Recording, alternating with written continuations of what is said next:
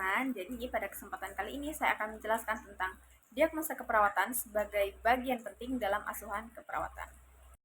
Nah, yang pertama mari kita bahas dulu latar belakang tentang diagnosa keperawatan.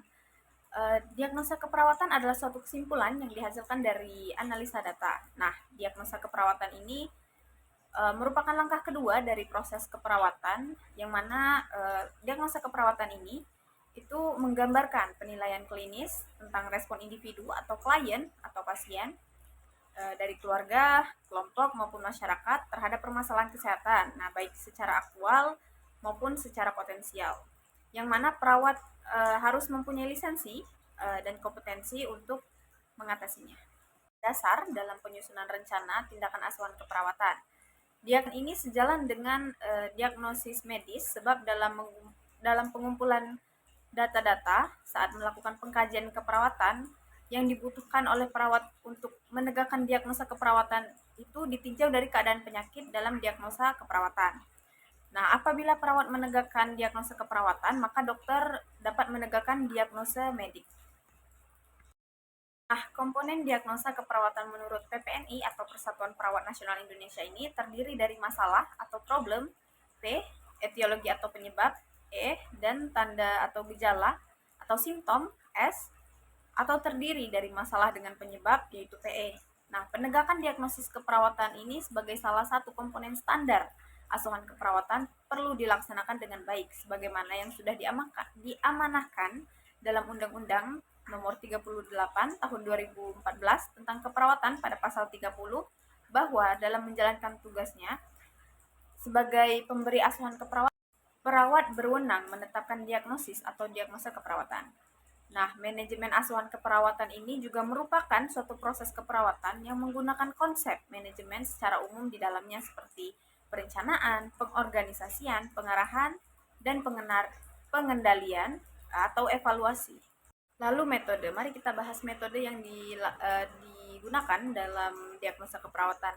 Jadi metode yang digunakan dalam diagnosa keperawatan ini adalah teknik pengumpulan data atau informasi dengan melakukan analisis, eksplorasi, kajian bebas atau literatur review yang relevan, yang berfokus membahas diagnosa keperawatan dalam asuhan keperawatan, yang mana diagnosa dalam proses keperawatan ini berkaitan untuk mengetahui tindakan apa yang harus dilakukan perawat dalam pemberian atau memberikan asuhan keperawatan kepada klien atau pasien.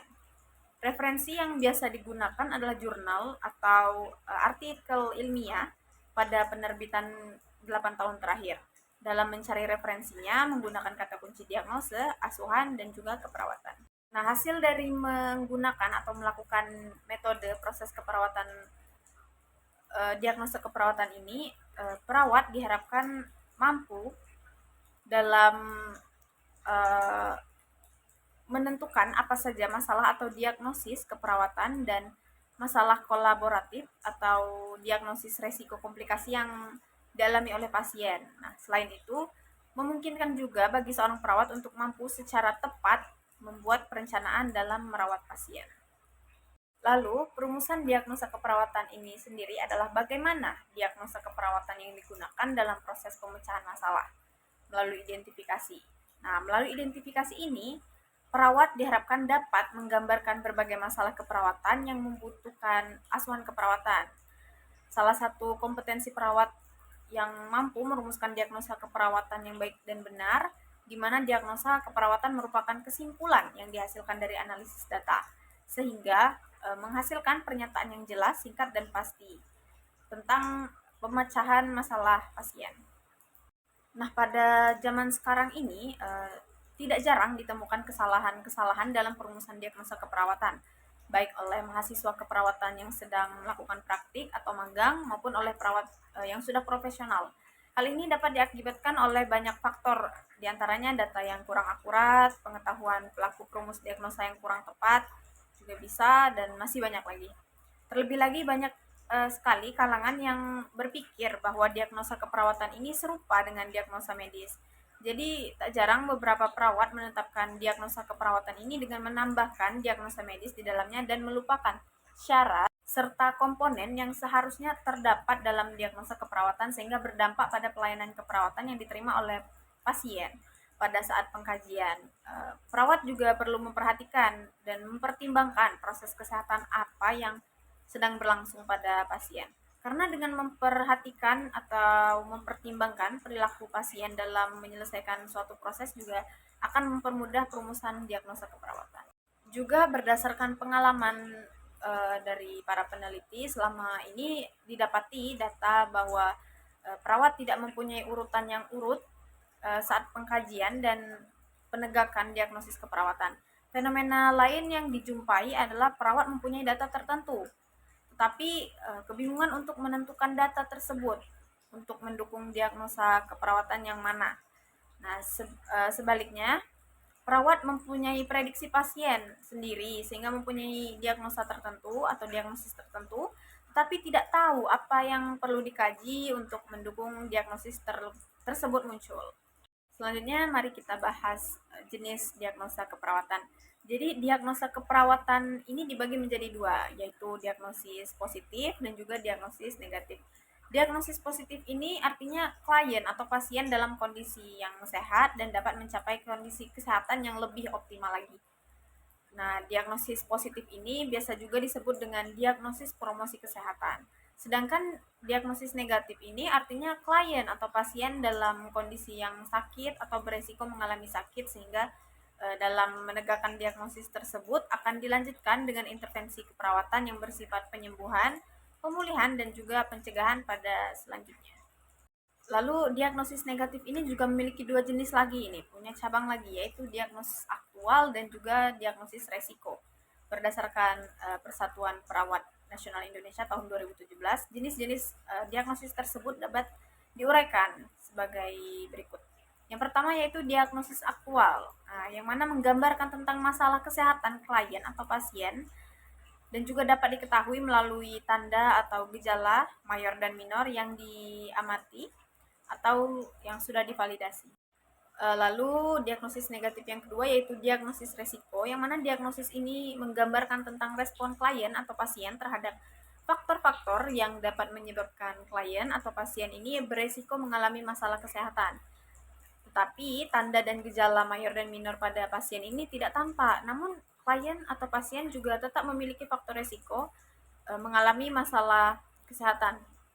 Lalu diagnosis positif ini promosi kesehatan atau wellness, yaitu tentang menggambarkan adanya keinginan dan motivasi klien untuk meningkatkan kondisi kesehatan pada tingkat yang lebih baik dan lebih optimal. Nah, diagnosis promosi kesehatan ini atau wellness juga merupakan bagian dari pernyataan sebuah diagnosis yang tidak memiliki faktor berhubungan.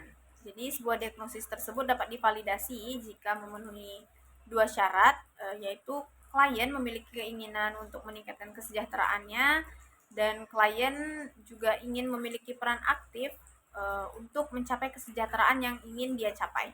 Nah, diagnosis keperawatan dalam standar diagnosis keperawatan Indonesia memiliki dua komponen utama, yaitu masalah atau problem atau label diagnosis dan indikator diagnostik menurut Persatuan Perawat Nasional Indonesia tahun 2017. SDKI atau Standar Diagnosis Keperawatan Indonesia ini mengelompokkan tanda atau gejala menjadi dua kategori, yaitu mayor dan minor. Tanda atau gejala mayor ini tanda atau gejala yang ditemukan dalam rentang 80 hingga 100% untuk validasi penegakan diagnosis. Sedangkan tanda atau gejala minor ini itu tanda atau gejalanya tidak harus ditemukan, tetapi jika ditemukan dapat digunakan sebagai pendukung tanda atau gejala mayor dalam penegakan diagnosa keperawatan. ICNP atau International Nurses Council of Classification of Nursing Practice ini membagi diagnosis keperawatan menjadi 5 kategori, yaitu fisiologis, psikologis, perilaku, relasional, dan juga lingkungan berdasarkan Persatuan Perawat Nasional Indonesia tahun 2017. Metode penulisan diagnosis keperawatan ini juga disesuaikan dengan jenis diagnosis keperawatan, yang mana menurut Persatuan Perawat Nasional Indonesia terdapat dua metode penulisan diagnosis keperawatan, yaitu yang pertama penulisan 3 bagian atau 3 part, yang mana metode penulisan ini terdiri atas 3 komponen, yaitu masalah atau problem, penyebab atau etiologi, dan juga tanda atau gejala. Lalu metode penulisan yang kedua yaitu penulisan 2 bagian atau two part, yang mana metode penulisan ini hanya dilakukan untuk menuliskan diagnosis resiko dan juga diagnosis promosi kesehatan. Mungkin itu saja dulu presentasi ilmiah saya tentang diagnosa keperawatan, merupakan bagian penting dari asuhan keperawatan. Apabila terdapat kesalahan, saya mohon maaf. Kepada Allah saya mohon ampun. Saya akhiri, wabillahi taufiq wal hidayah. Wassalamualaikum warahmatullahi wabarakatuh.